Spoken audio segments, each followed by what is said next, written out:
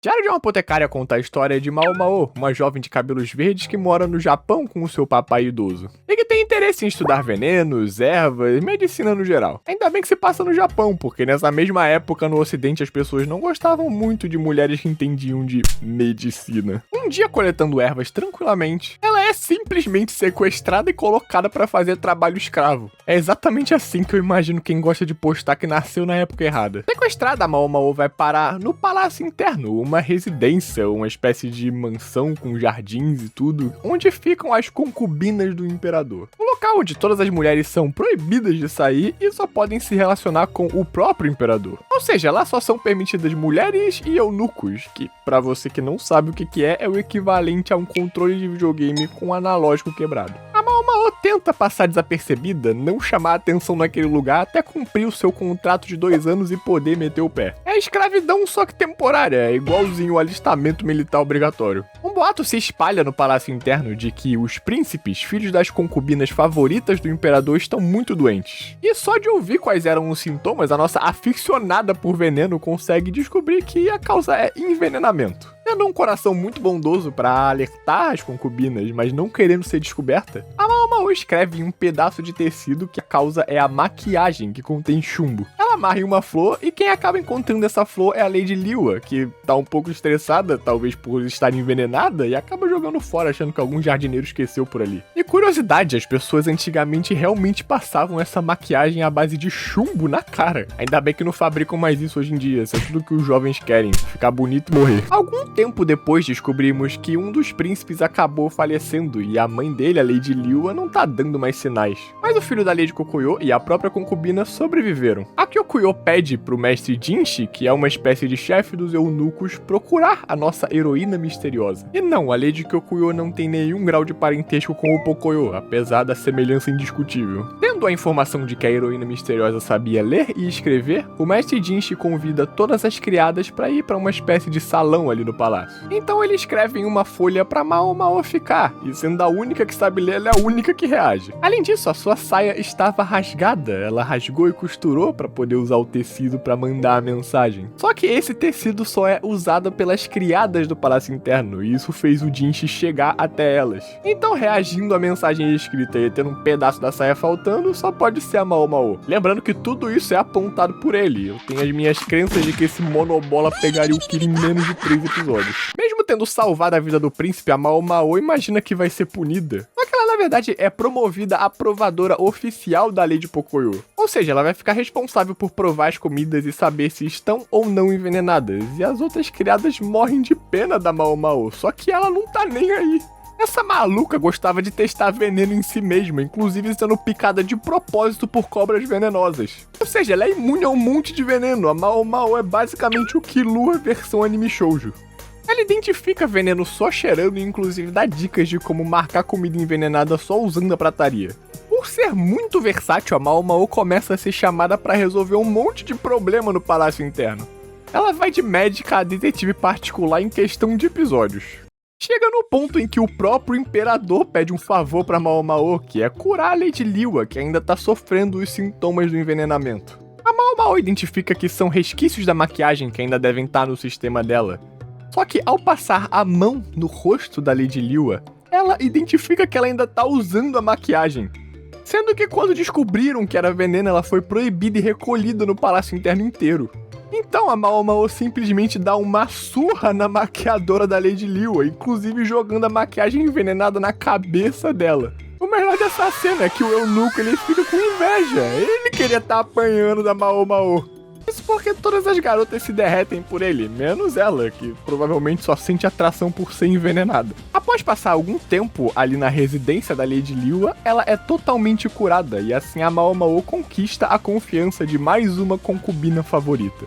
Já fez favor pro imperador, já é queridinha de 2 concubinas favoritas, daqui a pouco ela vai dominar o Palácio Interno inteiro. Se isso aqui fosse um Isekai, a Mao Mao já seria imperatriz. O tempo vai passando e a Mao Mao vai demonstrando cada vez mais o seu talento e o seu conhecimento em medicina. Então chega uma comemoração onde as 4 concubinas favoritas vão ter que estar presentes e a Mao Mao vai para acompanhar a Lady Pocoyo.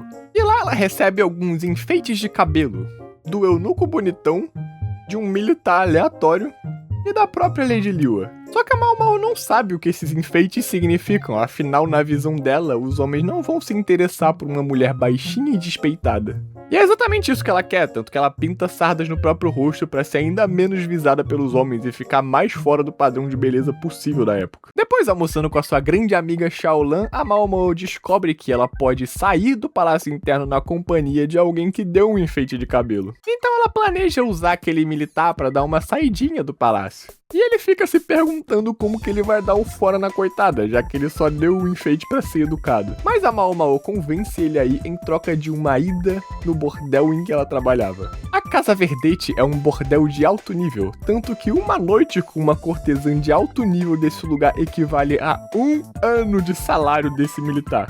E obviamente ele aceita na hora. Lá conhecemos um pouco mais o pai da Mao Mao, que provavelmente foi quem despertou o desejo de conhecimento dela por medicina, ervas e veneno. Os dois até são chamados para investigar um caso de envenenamento duplo. E mesmo já tendo entendido tudo o que aconteceu na cena do crime, o pai da Mao Mao deixa ela tentar descobrir sozinha. Tipo, ela não é só entendida de medicina, ela é basicamente um Sherlock Holmes japonês. Cara, eu achei que ia ser só um animezinho de romance bobo, só que até que tem coisa bem interessante. Tipo, até agora teve mistério, drama, eunuco e muita erva. Eu tô genuinamente surpreso. Pensando no assunto, a Mao Mao percebe que foi a cortesã que planejou a morte do seu cliente. Só que ela quer evitar se meter em problemas ao máximo, então basicamente ela aceita uma espécie de suborno pra ficar calada. De volta ao palácio interno, o mestre Jinshi fica muito puto da Mao Mao ter saído com outro cara. Ela pede desculpas e diz que não conseguiu pensar em nada que poderia dar em troca pro mestre Jinshi levar ela pra fora. Então ele se questiona o que foi que ela deu pro militar aceitar levar ela. E o melhor jeito que a Mao Mao encontra de contar pro mestre Jinshi é que ela deu uma noite daquelas pra ele e que ele parecia realmente satisfeito. E obviamente ele tem uma síncope. Mas relaxem que depois ele acaba descobrindo o que aconteceu. Inclusive esse militar fica totalmente apaixonado pela irmã da Mao Mao. Coisas estranhas continuam acontecendo no palácio interno. Uma criada se afogou no fosso e teve uma tentativa de envenenar a Lady Lixo, que é uma das concubinas favoritas ali do imperador, e tem duas curiosidades sobre isso. A primeira é que o nome dela em português fica parecendo Lady Lixo. A segunda é que ela é a porra de uma criança que... Mas tudo bem, porque o imperador atual não tem interesse nenhum em se relacionar romanticamente com ela. E que esse lance de ser uma concubina favorita é mais um status social. E quem diria que o imperador da dinastia Tang teria mais consciência do que o criador de Mushoku Tensei? A Mao Mao acaba investigando a morte prematura de um príncipe, o filho da Lady Aduo, com um antigo imperador. Investigando, ela percebe que o bebê pode ter morrido envenenado por mel. Você sabia que bebês morrem se eles tomarem mel? Chegando até a Feng Min, que era a dama de companhia na época que a Lady Aduo era uma das concubinas favoritas do imperador antigo. E a Mao Mao descobre que a Feng Min acabou matando por acidente o príncipe, dando mel pra ele. E por isso ela tentou matar envenenada a única pessoa que sabia sobre essa coisa de bebês morrerem se tomarem mel, que era a Lady Lixo. E quando era uma criança quase morreu por ter tomado mel. Só que a Feng Min não contava com a nossa enciclopédia de jeitos de matar uma pessoa envenenada. A Mao Mao acaba encurralando ela, então elas entram em um acordo.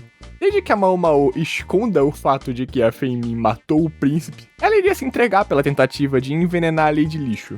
Só que a Mao Mao leva esse segredo pro túmulo, e a Feng Min é executada pela tentativa de assassinato. A Lady Aduo acaba se retirando do palácio interno por vontade própria, e graças aos casos bizarros que vêm acontecido, uma demissão em massa ocorre, inclusive a Mao Mao é uma das demitidas. Só que ela percebe que, na verdade, ela gosta de trabalhar no palácio interno, então a Mao Mao tenta pedir pro Jinshi deixar ela continuar trabalhando ali. Só que a Mao Mao usa tanta erva que acaba que é difícil entender as frases que ela tenta formular. Mais ou menos igual o Monark. Então ela acaba sendo enxotada do palácio interno.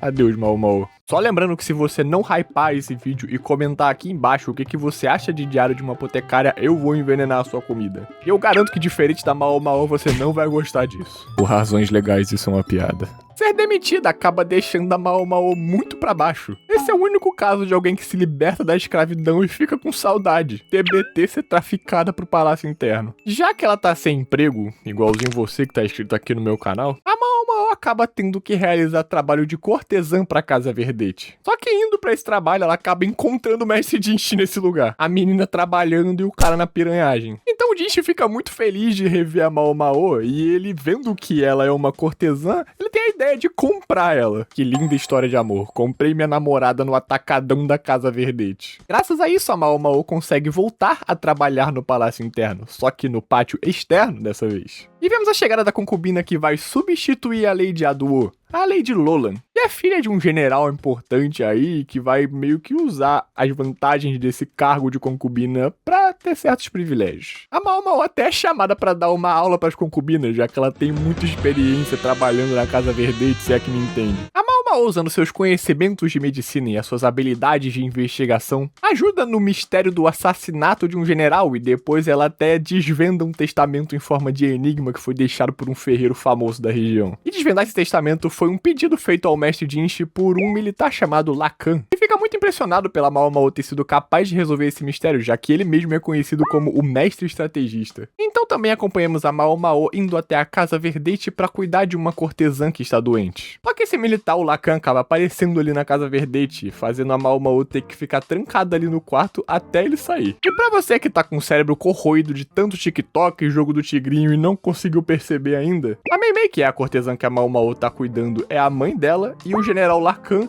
é o pai biológico. Depois de perceber que todos os acontecimentos do Palácio Interno estão interligados de alguma forma, a Mao Mao descobre que estão tentando assassinar a pessoa que vai fazer a cerimônia de purificação do templo. Mesmo sem saber quem é, ela sabe que alguém vai ser morto e ela vai tentar impedir. Chegando no templo, um guarda tenta impedir a Mao Mao de entrar e até acaba acertando uma porrada muito feia na cara dela, fazendo ela quase desmaiar. Mas quem aparece é o próprio Lacan, que ordena que deixem a Mao Mao entrar pela responsabilidade dele. Entrando correndo no templo, a Mao Mao consegue empurrar a pessoa que tá fazendo a purificação antes dela ser esmagada por uma espécie de sino enorme, salvando assim a vida de nada mais nada menos que o Mestre Jinchi, que tava se purificando ali por algum motivo. A Mao Mao se pergunta por que um eunuco estaria se purificando, mas ela acaba desmaiando antes de conseguir perguntar. E quando ela acorda, a Mao Mao decide desafiar o Sr. Lacan para uma partida de xadrez chinês.